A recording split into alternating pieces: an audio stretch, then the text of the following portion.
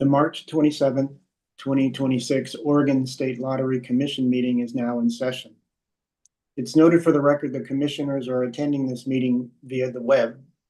Commissioner Dodd is excused, and a quorum of commissioners is present for today's meeting. Will the clerk please call the roll? Commissioner Conrad? Here.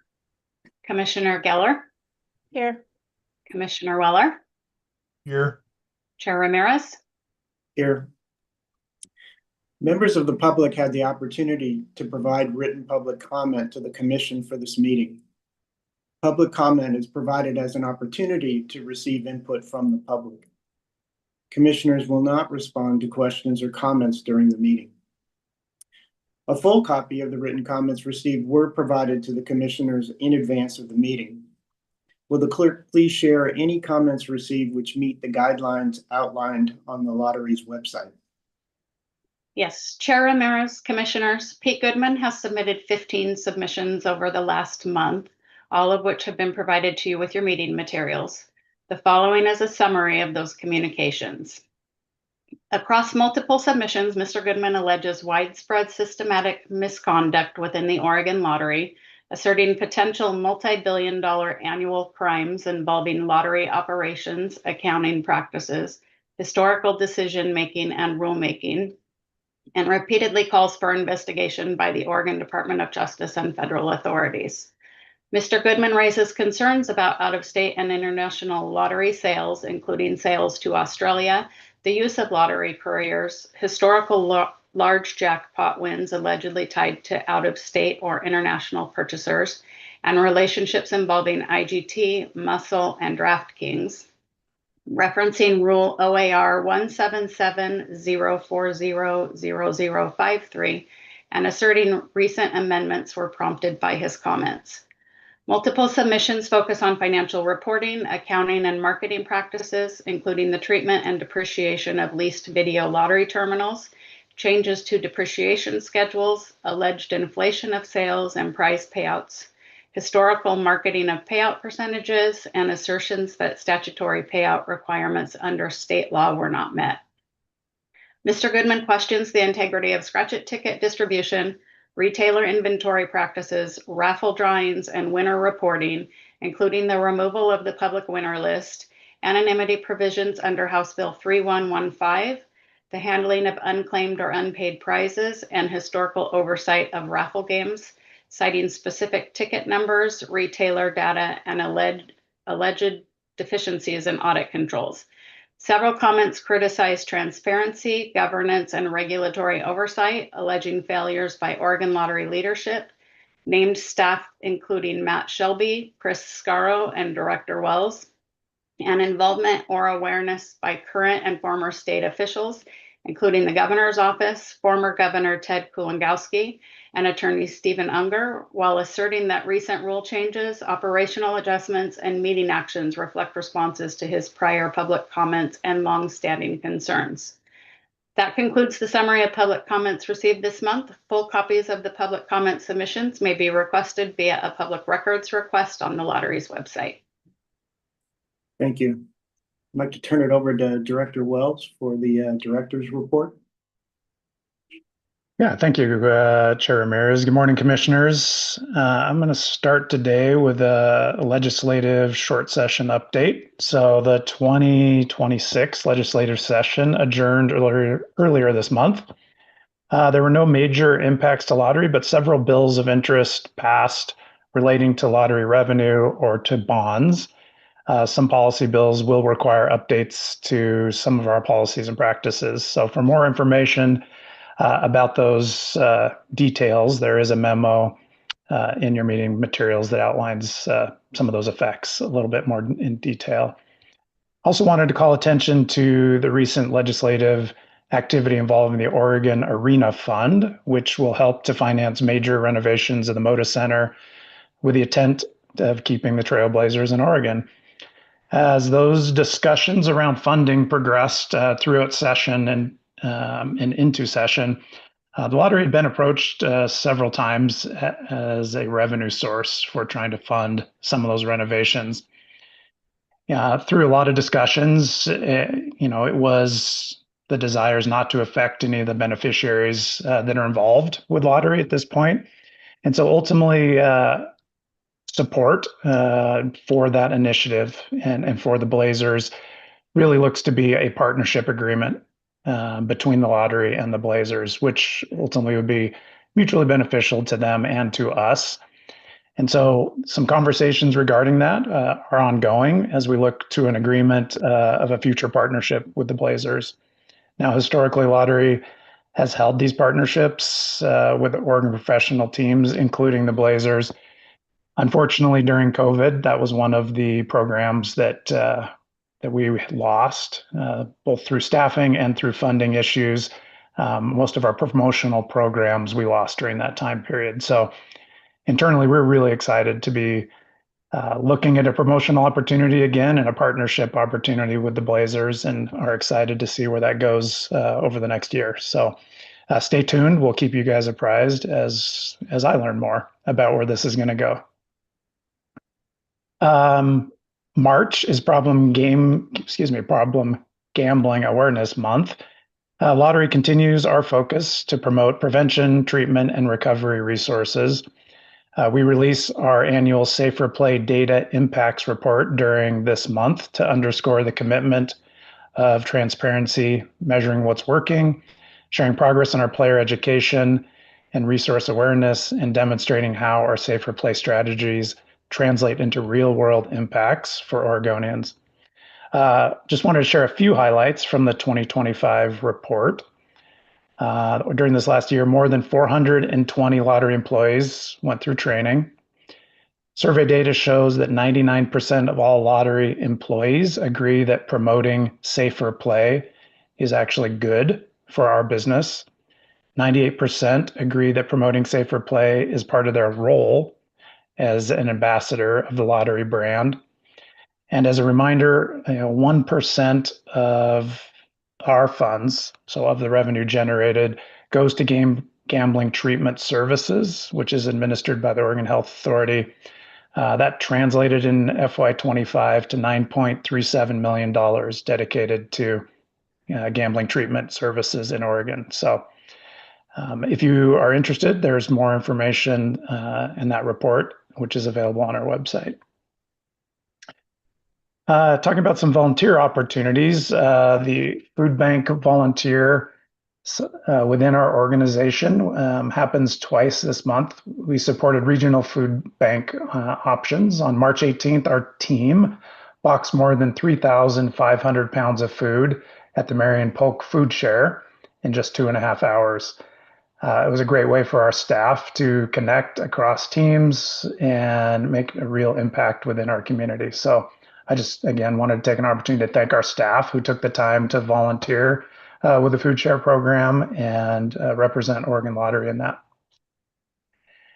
Moving on to sales. For this business year, sales are trending up 5% overall compared to last year.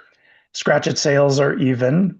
For the last 9 months, the highest sales generating ticket remains the $30 price point. Most recently released the Family Games Mega Multiplier. This business year, the $30 price point continues to generate 11.6% of total sales, more than the $1 and the $3 price points combined, and nearly as much as the $2 price point. For Jackpot Games, our annual raffle game sold out, which has happened all but 1 year since its launch in 2009. Mega Millions is behind by less than 1% due to the $1.27 billion jackpot in December of 24. Powerball continues to trend ahead of last year by 121.2%. Due to the $1.8 million jackpot in September and the $1.7 billion jackpot in December. For the remainder of the business year, sales will be competing against 3 jackpots last year that were under $515 million. So we're seeing great Powerball gains this year. With those low jackpot runs last year, it just did not have the same popularity. So people really like to see those $1 billion jackpots. Oregon's game Megabucks is seeing sales ahead of last year by 33%. The current jackpot roll, if you have not been paying attention, is currently at 10.5 million, which is the largest we've seen since 2019. So we're very excited about where Oregon's Megabucks game is right now. Cash pop sales are strong with an average weekly sales since the beginning of the calendar year, up 16.8% over average weekly sales during the first part of the business year. And then video lottery sales are in line with last year's business, and we're seeing a very slight increase, up by 0.5%. All right, that concludes sales. Moving on to a few winner stories. And as a reminder, we have our new anonymity rules. So when I speak to winner stories, and we do have many people who come in and are okay and give permission for us to share their names in these stories. So Valerie of Redmond and her daughter Calara stopped into Doozy's on a spur of the moment visit to play video lottery. Valerie had a good feeling that day and hit the big City 5 Diamonds bonus, resulting in $11,235.20 jackpot win. At the age of 80, she says she doesn't need a lot and plans to share her winnings with her daughter and other special people in her life. Austin is currently a student in Eugene and was hanging out with friends at Good Times Cafe and Bar. The first-time video lottery winner, he got lucky playing one of our newest games, Huff and Puff, taking home $3,026.75. After claiming his prize, he was excited to pose for a photo with his big check. A sports player from Happy Valley placed a $15 wager with a 4-leg parlay in the NBA, combining player performance props. After winning all selections, the player took home $17,600. And Chair Ramirez, that concludes this month's director's report. I'll pass it back to you. Thank you. The minutes of the previous commission meeting have been circulated to the commission in advance of today's meeting. If there are no changes to the minutes, is there a motion to approve? Can I just note something for the record, Chair? I am going to vote. I did watch the video of your meeting. I was not in attendance, but after the meeting, I watched it. Okay. Is there a motion? I move the minutes of the Oregon State Lottery Commission meeting held on February 27th, 2026, be approved as final as presented today.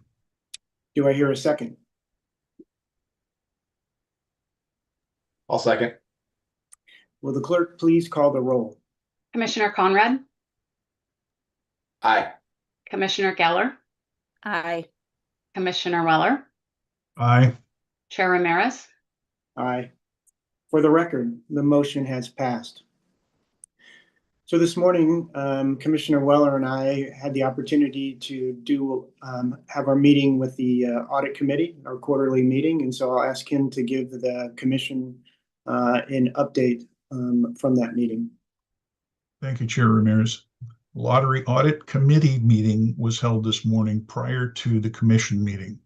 The audit committee received a status report on the completion of internal audit's calendar year 2026 audit plan. The audit team is currently on target to meet its scheduled audit engagements and activities for the first quarter of this calendar year as outlined in its calendar year 2026 audit plan. The audit committee was also briefed on the results of internal audit's calendar year 2025 performance measurement scorecard. The internal audit department has established 5 key performance measures that include both quantitative and qualitative assessments of the function. These include measures such as the percent of completed versus planned engagements, the percentage of direct audit time spent by staff, the percent of audit engagements completed on time, the percent of audit recommendations agreed upon by management, and the percent of end of audit survey responses resulting in a good or excellent rating. All 5 performance measures were successfully met for calendar year 2025. The Audit Committee also received an update on the upcoming recruitment for the vacant senior internal auditor position that will be occurring due to the retirement of Ed Engel next month. Ed has served in his internal audit role with the lottery over the past 9 years, in addition to over 23 years of auditing experience working for various Oregon state agencies, and will be greatly missed. The audit team expects the recruitment for Ed's vacant position to commence shortly after his departure. Lastly, the Audit Committee received an update on 2 audit engagements that are currently in process. The first engagement that the Audit Committee was briefed on is near completion, entitled Travel and Expense Reimbursement Policy Review. The objective of this review is to determine whether the lottery is fully complying with Internal Operating Policy 1.400, Travel and Expense Reimbursement, and whether opportunities exist for the lottery to improve upon its guidelines for securing travel expenses in the most efficient and cost-effective methods possible. This will include assessing travel and expense reimbursements made to employees who performed work outside of their central workplace and any policy exceptions processed. The audit team expects this engagement to be finalized in the next few weeks. The second engagement discussed by the internal audit team is titled Visa Card Program Review.